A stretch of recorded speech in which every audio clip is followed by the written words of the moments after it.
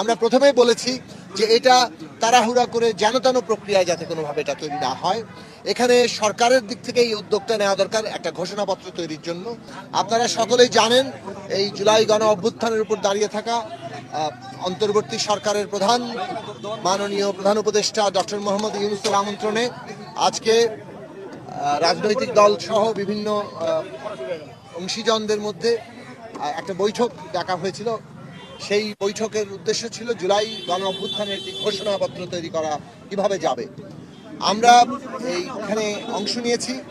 আমরা মূলত আজকে কথা বলেছি যে এই জুলাই ঘোষণাপত্র যেটা তৈরি হতে পারে, কেননা এই ঘোষণাপত্রের যে গণ অভ্যুত্থানের যে প্রেক্ষাপট, গণ অভ্যুত্থানের মধ্য দিয়ে যে জন আকাঙ্ক্ষার প্রকাশ ঘটেছে এবং গণ অভ্যুত্থান ভবিষ্যৎ বাংলাদেশের যে দিক নির্দেশনা দেয়, সেই বিষয়গুলো একটা দলিলে সন্নিবেশিত হতে পারে। তবে সেটার একটা পদ্ধতিগত দিক কি হবে, কিভাবে এই দলিলটি তৈরি হবে, সেই বিষয়ে আমরা আমাদের প্রস্তাবগুলো তুলে ধরেছি। আশা করি সেই অনুযায়ী অন্তর্বর্তী সরকার একটা কর্মপন্থা ঠিক করবেন।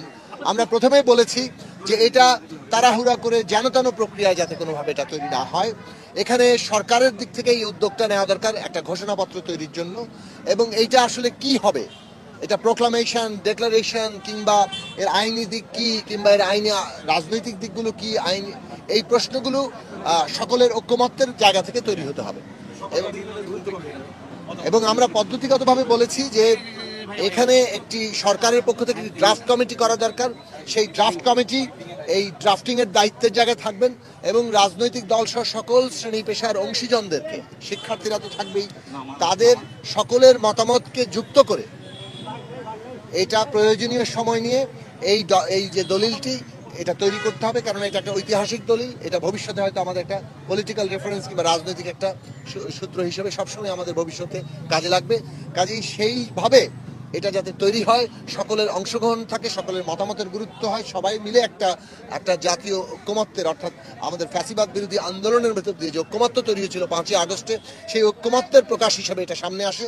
সেইভাবে আমরা দলিলটি তৈরি করার জন্য পদ্ধতিগত জায়গায় প্রস্তাব করেছি এবং এই পদ্ধতিগত জায়গাগুলোই সরকারের দিক থেকে বলা হয়েছে যে তারা এটা গুরুত্বের সাথে নিয়েছেন এবং এই পদ্ধতিগুলোই তারা বাস্তবায়ন ভবিষ্যতে করবেন। সভা আহ্বান থেকে শুরু করে যেভাবে আসলে এজেন্ডা নির্ধারণ করে প্রয়োজনীয় সময় নিয়ে সভা আহ্বান এবং সময় অনুযায়ী সময় নিয়ে আলোচনা, সেই বিষয়গুলো যাতে ভবিষ্যতে গুরুত্ব পায় এবং সেই দিকটুকু আমরা গুরুত্বের সাথে তুলে ধরেছি।